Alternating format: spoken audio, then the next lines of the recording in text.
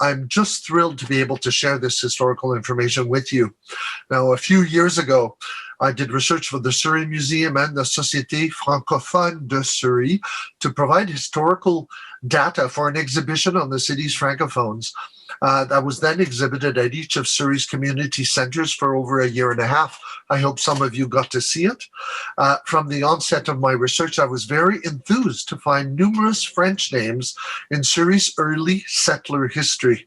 Among the first lot buyers in the various regions that would eventually form the city of Surrey, several names surfaced that are definitely of French origin: Malotte, Paris, Lévis, Dafo, and Appel.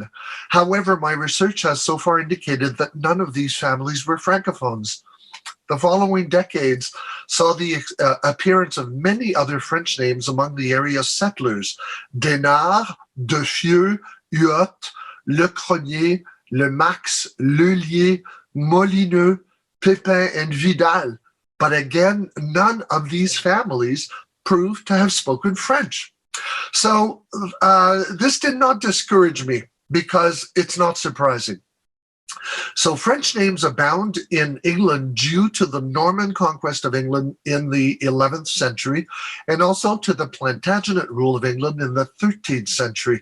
So many of these original French names, family names, made their way to Canada and to BC, but they do not represent francophones. And we've got dozens of those names here.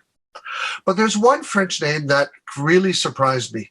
And here's a map of the Surrey heritage areas, and it's right at the top here, this little area, which is today just west of the Point Mann Bridge, called Bonacorn.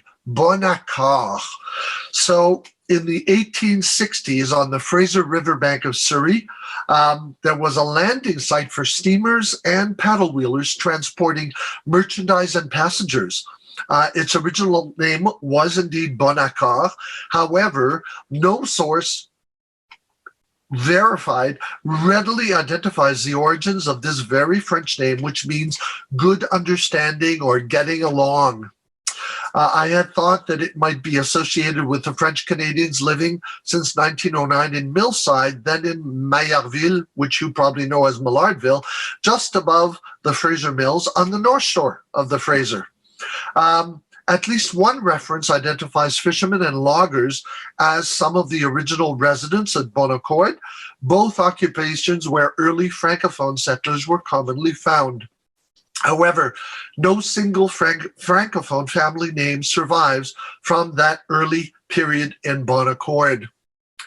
So the Bonacorn site became the main rail yards for the New Westminster and Southern Railway, later the Great Northern and Northern Pacific. This railroad company changed the site's name to Port Mann in 1911 after Sir Donald Mann, co-founder of the Canadian Northern Railway. And that was just 2 years after the arrival of the first group of French Canadians at Fraser Mills. So Port Mann was supposed to have to be developed into this town. Pretty amazing. The street grid was drawn up, and it included right up here Bonacorn Square. So the name would have stayed, and a nearby creek still today bears the Bonacorn name, and it was the site of a fish breeding installation of the same name from 1882 to 1901. So my research widened to include Bonacorn Drive in Vancouver and the village of Bonacorn in Alberta, because I thought, well, maybe there's connections. So I found out that Vancouver Street was named in honor, of all places, of the Bonacorn Golf Club in Aberdeen, Scotland. And Alberta's town was named in honor of the place of origin of its first settler, which was Bonacorn, again, in Aberdeen, Scotland. So Bonacorn in Scotland. Digging further, I found out that a Scottish legend states that the use of the name Bonacorn dates to the Scottish independence wars of the 14th century, when Robert the Bruce and his men laid siege to the English garrison holding Aberdeen Castle.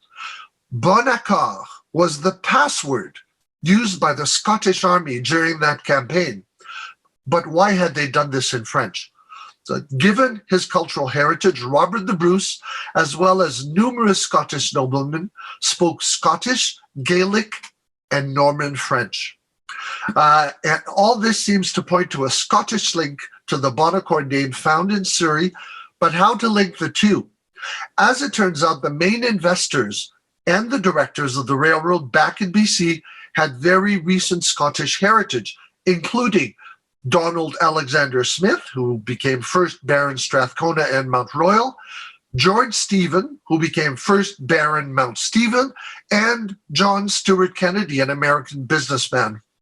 They would have thus been familiar with the history of the term Bonacorn, so it now seems logical that because of these historical ties with Scotland, the name of the village that was never built comes from the Scottish men who instead developed the site as a major rail yard for their railway company.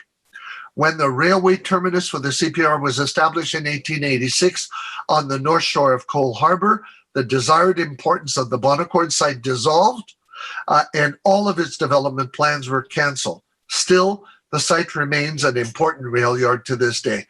That just goes to prove you never know where research will take you. And here's another area in Surrey called Newton. So in 1890, Elias John Newton acquired his first lot in the area that now bears his name, Newton.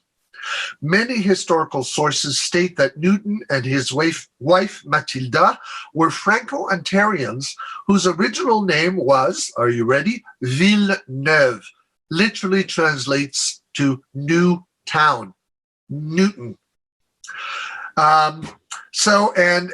These sources all claim that they changed their name to Newton because the French name proved to be too difficult to pronounce by their Anglophone neighbors in BC. However, my research has indicated that the family, though truly of French-Canadian roots in Ontario, had already changed its name before coming out west. As well as being a farmer, Newton was also a saddle and harness maker in New Westminster as early as 1892, but he lost his business and stock in that town's major fire in 1891, which led to his bankruptcy. He reopened his business in New Westminster, but around 1904, the family moved to Vancouver. So Elias, or Elias, which it probably was, died 3 years later in 1907, and the obit states that representatives of the Société Canadienne-Française of Vancouver, of which he was a member, attended his funeral. It was stressed that there was Francophone representation, which means that he still maintained links with the Francophone community, and his wife and children eventually moved to Seattle. So Elias John Newton, also could have been Elias Jean Villeneuve, was indeed Newton's first settler, and even though his French name of Villeneuve had been translated before they came to Surrey, the name of Newton still reflects his French-Canadian origins.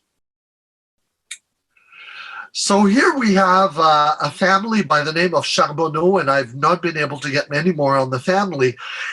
They built their house in Cloverdale in 1899, and while it was meant to be a private residence, it became Surrey's first hospital in 1906, 1907, and that's not recorded in many sources. And this would have been at the corner of then Pacific Highway and Broadway. A wing was added to transform it into a country hospital, served by Dr. Harold, as indicated here.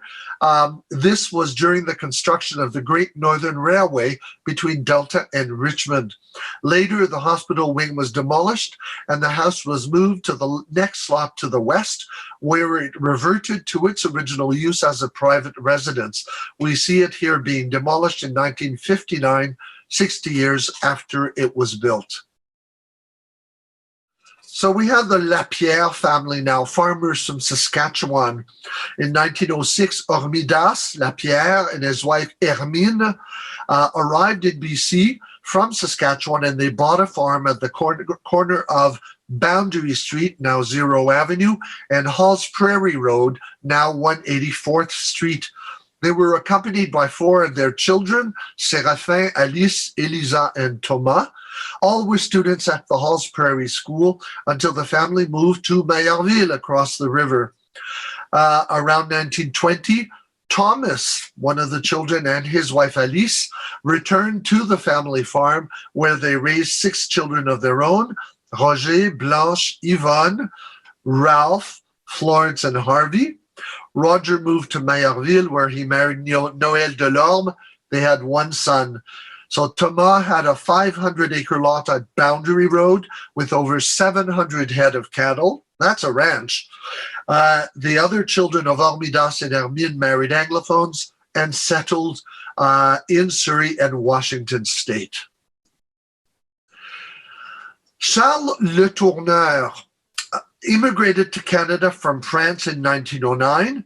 He and his wife Victorine, also from France, settled in White Rock, which was then part of Surrey, on their own farm in 1921 on the present-day site of the White Rock City Hall at the corner of Pacific and Fur.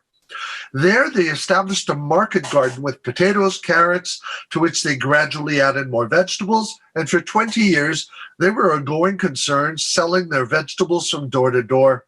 In 1930, Paul Acarias from Algeria began working with them, sharing with them the French language and their love for gardening. The Le Tourneur property was eventually bought by the city of White Rock, which transformed it into a park, Le Tourneur Park. Later on, the city built its city hall and administrative buildings on the site. They remain there today. In 2017, the city was talking about installing an interpretation panel there on the origins of the park, but I haven't been able to find it. Perhaps it was delayed. And here's Paul Acarias. He was originally from Algeria, and he settled in Alberta in 1911 when Paul was 11 years old. Now, during the 30s, they moved to White Rock, and this is where Paul began working for the Le Tourneur family's horticultural firm, which he did for many years. In 1939, Paul settled with his wife and children on 25 acres on 168th Street, where he launched his own commercial vegetable garden, as well as a hatchery for 35,000 chicks and a farm of 3,000 chickens, quite the family. In 1944, the family moved to 20 acres on Johnston Street, where it established a mink farm. In 1972, Paul and his wife moved to a 2-acre property on 20th Avenue, not to retire, but where they built a large commercial greenhouse for seedlings, a vegetable garden, and a large espalier wall for apricots and peaches. Paul's work with Le Tourneur couple is highlighted on this interpretation panel that, if anybody has seen it, let me know. I haven't been able to find a photo of Madame Bourassa. Irene Margaret Bourassa, née Christmas, was interviewed by the Surrey Archives about her life in New Westminster in Surrey as of 1911. Now, her father had been a Holstein dairy farmer, and she followed in his footsteps and was one of the first women to be admitted to the animal husbandry program at UBC. She met her husband, Arthur Bourassa, in Cloverdale. He had arrived there in 1929 to open the Shell oil refinery. He also delivered gas to Shell service stations and to farms. And after the Second World War, he focused on the oil refinery. He wasn't a strong man, and he suffered 2 heart attacks that destroyed his health. But he was also a volunteer firefighter in Cloverdale, as well as president of the Cloverdale Chamber of Commerce. So the Bulgasa House here was situated at Highway 10 and 180th Street in Cloverdale. The couple donated it and the property to the Royal Columbian Hospital and the Surrey Memorial Hospital with the idea of raising funds for these hospitals. The Bulgasa Foundation was later established to ensure that the development design would respect the heritage value of the farmhouse, but no visible actions were taken. A letter to the editor, which you see here, the editor of the Surrey Leader in 2001, bemoans the probable fate of what was once a lovely farmhouse. The site remains undeveloped, but the farmhouse was destroyed by a fire, which proved to be accidental.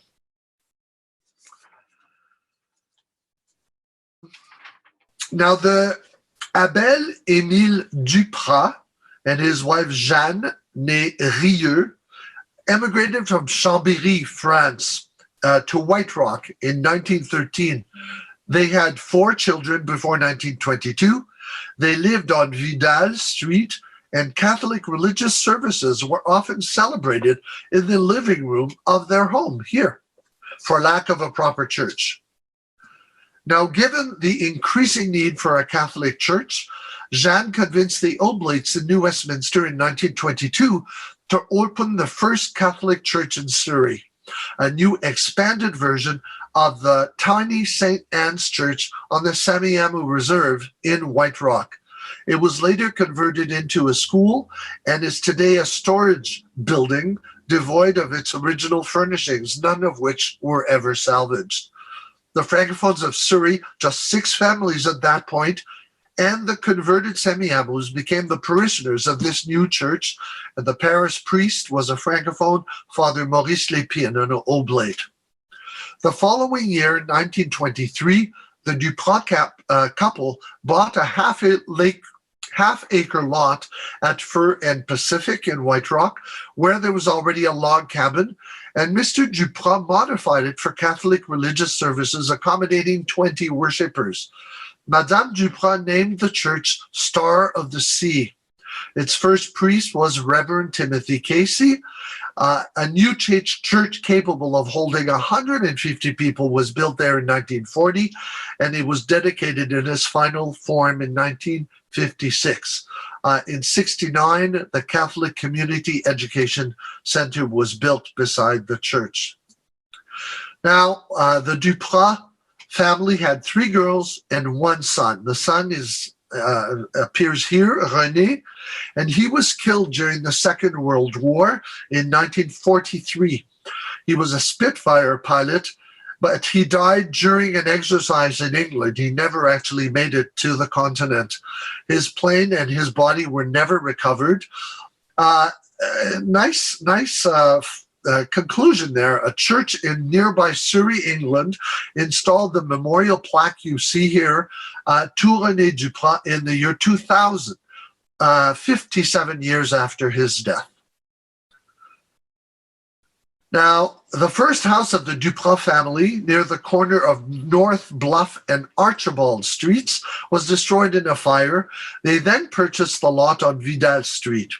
Mr. Dupra joined with 5 partners in the White Rock Tie and Lumber Company on the site where he also managed, on the White Rock Beach, a cafe and holidaying cabins called the Semiahmoo Bay Cabins, long ago demolished. Madame Dupra was of delicate health. The couple spent their winters in Arizona to alleviate her breathing problems. Mr. Dupra died at age 83, predeceased by his wife in 1957. The street on which the Dupra family lived in White Rock today bears their name, but as you can see, it is misspelled Dupré instead of Dupra. Hopefully that can change. Marie Lavoie. Some of you may have attended, Old Timers in Surrey, the yearly programs of the dance studio, of which she was the director and the choreographer. So by 1935, and perhaps a little earlier, Marie-Louise Lavoie was operating a dance school in several locations in Cloverdale, including at the Liberal Hall and the Casey Hall. Taught by her, hundreds of children learned folk dancing, ballet, Highland dancing, and of course, social dancing. Each year, the school would present a well-attended concert. You can see images of those here. They're so cute, right? Marie also opened a dance school at the White Rock Hotel in White Rock in 1936, which moved to 1838 Victoria Avenue in White Rock by 1946. So wanting to see a Catholic church built in Cloverdale, the Lavoie and Ryan families convinced Father Alex Madden Oblate to draw up a census of the Catholics in the area. The results indicated such a need. Fundraising and gifts allotted for the construction in 1948 of Precious Blood Church on 59th Avenue, of which you see the original image at top right, on land donated by the Lavoie family. For its landscaper, farmer Joseph Lépine provided all the topsoil for the lawn and gardens. A new industrial-looking church replaced it later and remains today. That's the one at bottom right. So Francophones were always involved in their religion back then. Here we have Irene Macot. She was the daughter of an Anglican missionary from England and a Francophone mother, and she identified herself as a Francophone. She lived in White Rock with her brother, Victor Emmanuel. Don't they look spiffy there? The family, emblazoned with a coat of arms, was linked to the nobility of several European countries, several members of which came to visit them in White Rock, much publicized visits as well. The family traveled a lot and enjoyed sailing and mountain climbing. Irene married Walter Nelson, and the couple lived on Selkirk Street, but later divorced. You might think this is the house that the Dupra family owned. I'm sure they knew one another, and they either shared an architect or building plans, because the houses are almost identical. The couple divorced later. I do not have a photo of Mr. Walter Nelson. The house was filled to capacity with an impressive collection of furniture and objets d'art acquired around the world during their travels. The White Rock Museum inherited some of them when Irene passed away. Madame Macot had long been involved with the White Rock Historical Society. Here's a map. To the bottom left is the Victoria International Airport, and where the little red balloon is the extreme end of the Canadian Gulf Islands, and the little balloon is at Rum Island, which was owned by the Macot family, and they donated it to the province. Of course they did. During the 1960s, the family's property on Selkirk Street, in two separate, very long blocks, was bought by the city, which turned it into two separate parks, both bearing the name Macot Park. The house itself, dating from before the First World War, was later demolished, and Madame Macot lived in this house until her death in 1978. Now, this is the cairn that is that you can see in the part of the park that is at Kent and Thrift Avenue. And here is this uneven base for, I'm thinking, maybe an arch for the part that's at Kent Street and Russell Avenue. So if you know what that original structure might have been, put it down in the chat if you could. And boy, would I like a photo of that. Now, on March 29th, 1972, RCMP Constable Rosie Emilepierre was shot to death in Cloverdale by a car driver that Pierle had pulled over for a routine check. Both his parents were Francophones. They'd moved from Belgium to Surrey, and they and their daughter Nancy later moved to Montreal after the murder. 2 months after the murder, in 1976, 2 years rather, in recognition of the ultimate sacrifice for his community, the Emilepierre overpass, which most Cloverdale citizens have crossed over many times, was opened just south of Cloverdale. Here you see Emilepierre's mother cutting the ribbon. And the Cloverdale RCMP did place his name on the cairn to RCMP fallen officers at Surrey's main RCMP headquarters. Now, what about today's Francophones? L'École Gabriel Roy on 132nd Street is a school that serves Francophones in Surrey. For those who don't know, Gabrielle Roy, born in 1909, died in 1983. She was a Canadian author for St. Boniface and was one of the major figures of French-Canadian literature, as well as a companion of the Order of Canada. She was a recipient in 1947 of the Governor General's Award for Fiction. She was a subject of a Canadian postage stamp in 1996 in a series on Canadian authors.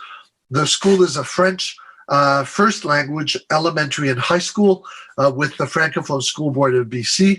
It has classes from K to 12, and the International Baccalaureate is offered in grades 7 to 12. It also has a preschool. Since Surrey has for decades been the host of numerous international committees who emigrate there, the student body here is very diverse, with students from dozens of countries, mainly in this case from Africa and the Caribbean. The Association Francophone de Surrey was established in 1987 to present organized activities to the Francophone community of Surrey. It now serves a public residing well into the Fraser Valley and has recently changed its name to accommodate that public. A typical soirée gathers some 300 members, mostly people of color, and always with their children, a very animated crowd. The Association offers the type of programs associated with community centers, from computer training to summer camps. The Canadian Haitian Cultural Association of BC is one of two Francophone organizations representing significant cultural groups based in Surrey. There are a few hundred members, mostly from Haiti, and they celebrate the events particular to their history in both French and Creole. They are an active member as well of the BC Organization of Caribbean Cultural Associations, being the only French language member. This latter group's yearly Caribbean Festival gathers hundreds in North Vancouver. The second group, which might surprise many, of Francophone immigrants of Surrey that have bonded into an organization is the Mauritian Canadian Multicultural Society of BC, also based in Surrey. Mauritius is an Indian Ocean nation comprised of 4 islands to the southeast of Madagascar, off the utmost end of southeastern Africa. It is now a republic, but it was colonized by France and England.